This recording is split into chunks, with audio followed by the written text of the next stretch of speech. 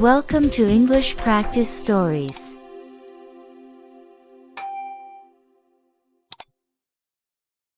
How are you? Let's start the story. It happened a week ago, my boyfriend's disappearance. In my sleepy small town, nothing ever happens. People often move here to get away from society and its noise.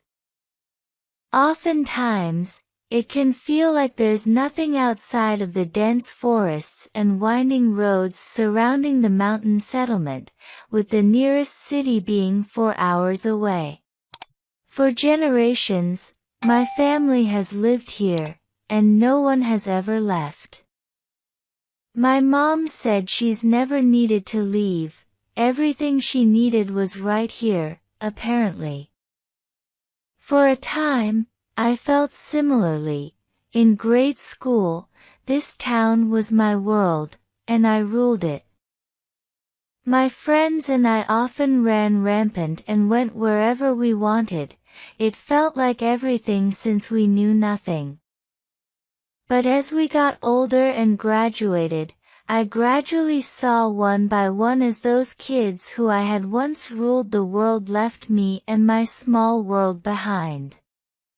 Michael was the only thing I had left, tethering me to this forgotten old place.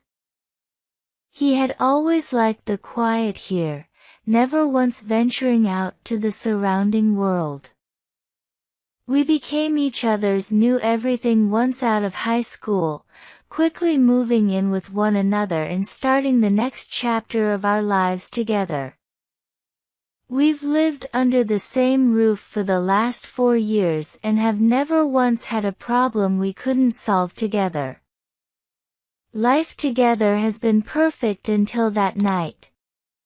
It started with a headache, a pulsing headache that ate away at my sanity.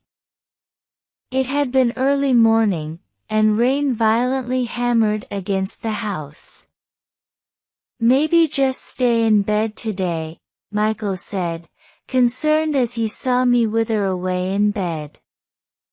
A small child left my mouth in response to his voice, causing the pain to worsen. "Becca," he cooed, assuming I hadn't heard him. "Stop talking." I snapped as an unreasonable amount of rage washed over me. I paused for a second, seeing the hurt and stunned look on his face. "I'm sorry," I murmured. I had never even raised my voice at him before. Michael stood there staring at me blankly. "It's okay," he sighed, getting sorted for work. "Take some medicine and get some rest." The day had gone by in an agonizing blur. A searing pain had slowly washed over my body. It was as if my skin was too tight around my bones, and I needed it off. By nightfall, the itching started. Scabs and scratches covered my body as I itched and itched, pulling and tearing at my skin. I had no control over myself anymore. I needed the skin off. It was too uncomfortable. My bones felt as if they were contorting and shifting. Even my teeth felt too big for my mouth as they pushed painfully through my gums. I trembled as I dragged my shifting body to the front door.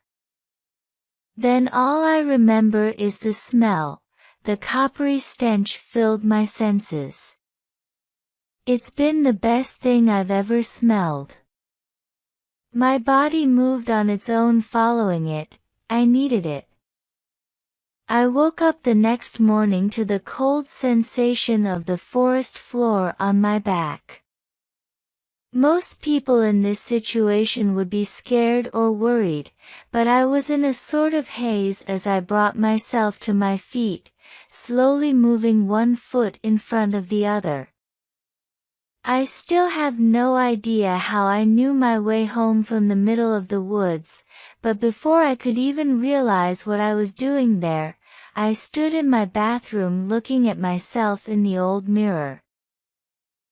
Finally coming back to reality, horror washed over me, and blood covered my naked body. My mouth still had what looked like little bits of flesh surrounding it. The following days went by in the same sort of haze from that night, only coming to in slight moments of terror at my own being. I've been waiting for Michael to come home ever since, but there hasn't been even a call. It feels like there are two of me at times, one who's scared of what she might have done and the other who knows exactly what she's done. I wish for happiness in your family. Thank you for listening to the story. Be sure to subscribe to this channel and click on the bell icon to meet us again and hear more stories like this. Bye for now. If you like our story, subscribe English Practice Stories channel and click the bell icon.